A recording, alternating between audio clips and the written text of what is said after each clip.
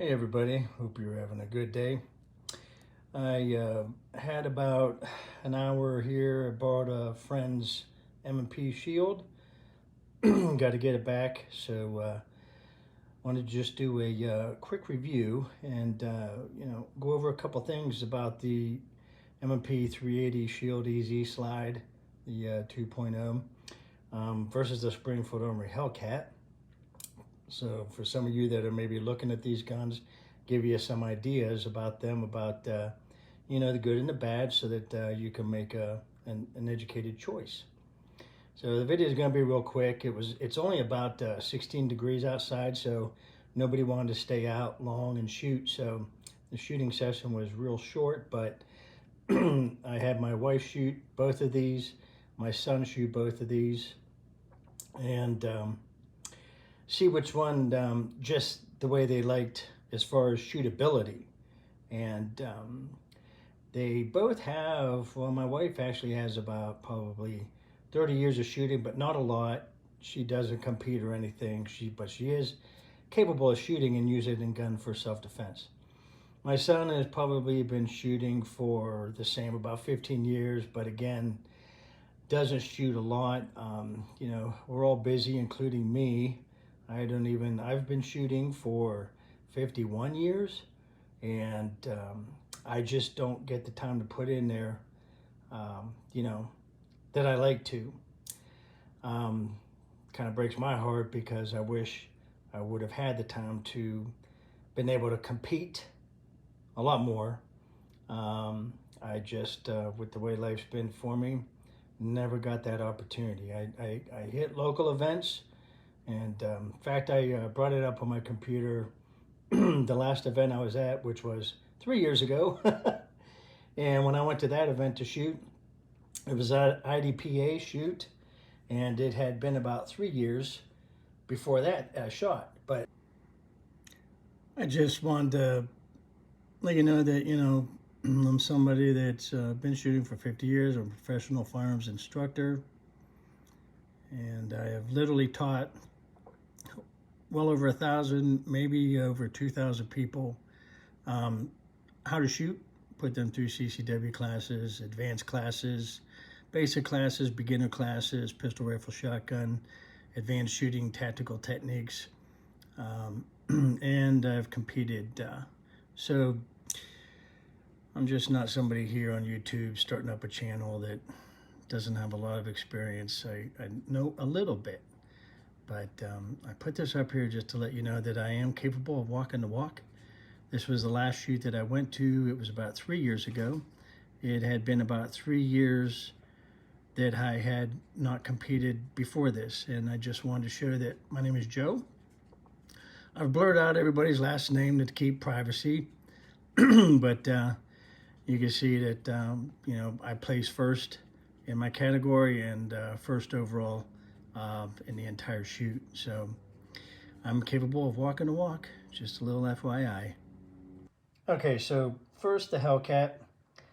This is mine. It's one of my daily carries, as you can see from the scratches on the slide, which, just a warning, if you're buying a gun and you want it to last a long time and stay nice, Kydex holsters are awesome, but they are hell on finishes, as you can see on this Hellcat.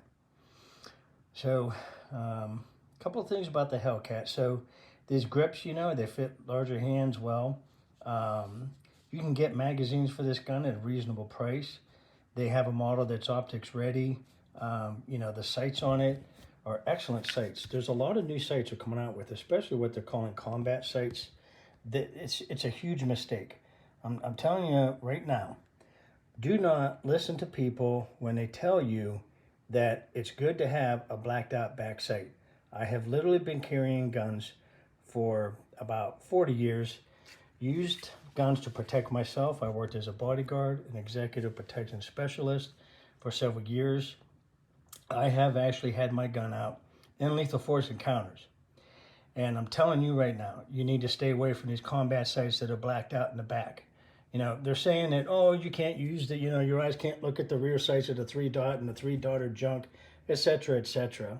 And It is extremely misleading, and I'm really disappointed in the industry in going that route. You do not want blacked out back sights. So enough of that. The Hellcat's got nice sights. The great thing, guys and ladies, about the new guns today is that it's not a matter of which gun's better. The guns that good manufacturers are putting out, they are all good. So it makes deciding on a gun much easier. You don't have to really figure out which one is better. What you want to do is take a look at what features are you interested in.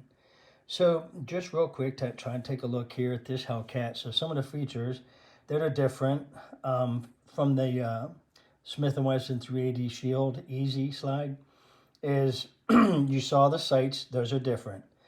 So you can get different sights. Also, you know, when you look at the manufacturers, there's options out there.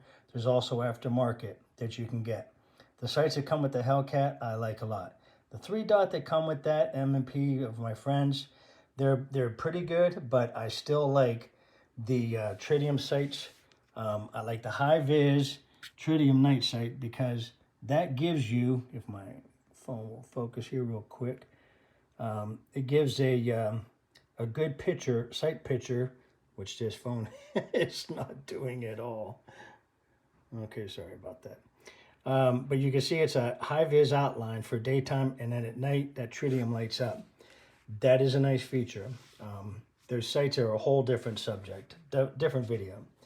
But those are features that you want, because when you're carrying a gun, you could be carrying it in low light, you could be carrying it in darkness. So one of the other features that I really like about this Hellcat that they don't have on the M&P Shield Easy Slide is this little groove right here.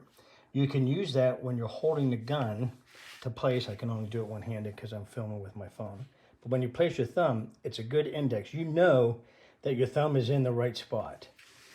This one also has front slide serrations for people that like manipulating the slide using the front slide serrations. That's something that is not on the Smith & Wesson Shield. They have small ones, but they're just so small that it's a little bit hard to get a good grip on them. The mag releases are about the same, ambidextrous. Well, I shouldn't say ambidextrous, and when I say that, it's switchable. You can either set it up for right or left hand, but it's not ambidextrous like on some guns, HKs, etc., where it's both sides built into the gun. So this gun, this Hellcat, I'm telling you right now, is one of the nicest shooting small 9mm I've ever shot. It is unbelievable. My son and my wife both said that they could not feel much difference between the Shield and the Hellcat as far as recoil. This gun is very controllable. It's very easy to shoot, and it's surprisingly accurate. So you'll see a target a little while that we shot up. That was real quick, you know, outside freezing cold, but the Hellcat is also the highest capacity micro that's put out there right now. This gun is a phenomenal gun. You can definitely feel very comfortable if you make a decision on carrying this for personal protection. It is an excellent gun all around. All right, so the Smith & Wesson 380 Shield Easy Slide. This is the 2.0 version. Couple of things. So you can see that this gun was built actually with some people in mind. So you got an easy slide. I have literally trained hundreds of people throughout the years, either with a physical impairment, a handicap, or elderly that have a hard time manipulating a slide. And that is one really nice feature about this gun. It is very easy to manipulate the slide on this gun.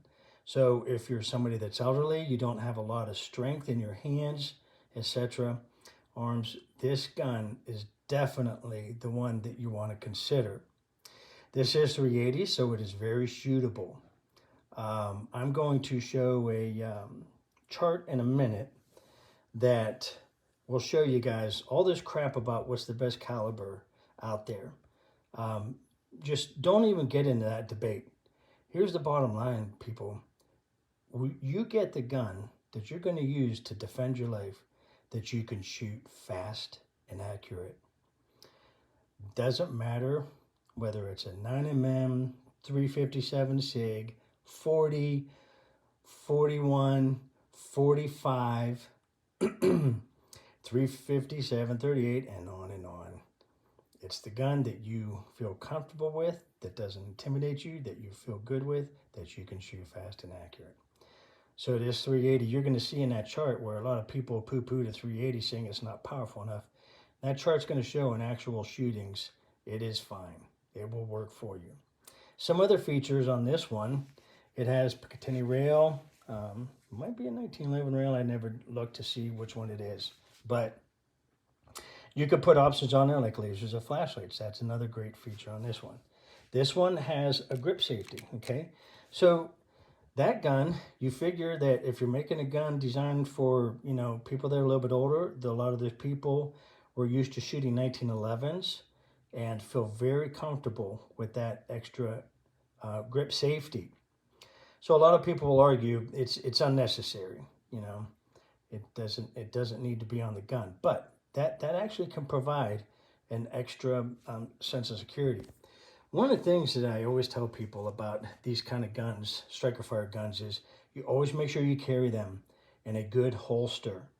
A lot of people over the years, you know, they were used to the old revolvers and stuff where they would just throw them in a glove box, they would just throw them in a purse. Very, very dangerous, especially with these new style guns.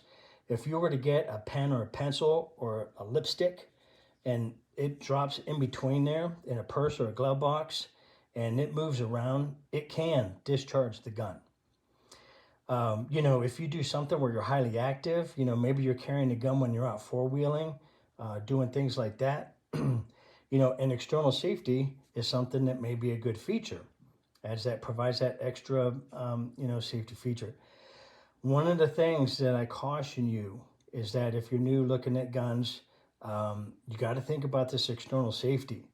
I have had this happen time and time again, and I actually have had it happen to the guy that had the most years shooting. He had over 60 years of shooting. He was a Vietnam vet. He actually had the 1911 with him in my advanced tactical class that he carried in Vietnam. And once I put him under pressure and under stress, he continuously kept forgetting to take the safety off before he would shoot. And I also have it happen with a lot of people in my CCW classes. They will bring the gun up, they will go to shoot, and they will pull the trigger and nothing happens because they forgot to disengage the safety.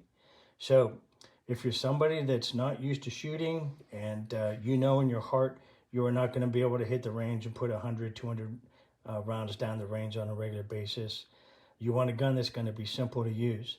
So that external safety may be something that you may not want. This gun is made in a version that does not have that external safety. The grips are textured on both guns very nicely. Both guns are very shootable, very shootable. One of the things that I personally do not like on either gun is they do not stipple the front trigger guard. I find stippling the front trigger guard is a very important feature because when I shoot sometimes, especially guns with small grips, I will have, not like this, but I can't do it like I said, I'm holding my phone, but with my left hand, my supporting hand, my index finger will go right here. So what that does is it's able to bring your fingers up one more like that and get a better grip on the gun. So they really should consider stippling the front trigger guards on both guns. Like I said, the Hellcat's the same way. It's not stippled either. So that is something that on either gun I do not like. Okay, so bottom line, guys, very good guns. I'm actually going to hold off a minute and telling you bottom line until after I show you that slide that I promised I'd show you. Okay, so this is the graph that I was telling you about. It has calibers in there, including rifle and shotgun. And it has incapacitation by hits that were fatal to the head or torso, percent of incapacitating shots to the head or torso, and percentage of actual incapacitation by one shot to the head or torso. And this is a little bit surprising, people, And this is why this argument about caliber is really irrelevant. You take a look here. All right, so everybody talks about, oh, you got to carry the 9mm or 40 or a 357 or a 45. Okay, so you take a look there. Now, go down to the 380, go down to the 32, go down to the 22. That's pretty startling, isn't it? Remember, this is a chart based on actual shootings. This is not theory. So this continual arguing and debating about what's the best caliber, it's a waste of time. You guys carry what you can shoot, accurate and fast. Okay, so if you're thinking about one of these two guns, like I said, both excellent guns. It's not a matter of which one's better. You know, can you handle the recoil without any issue? 9mm.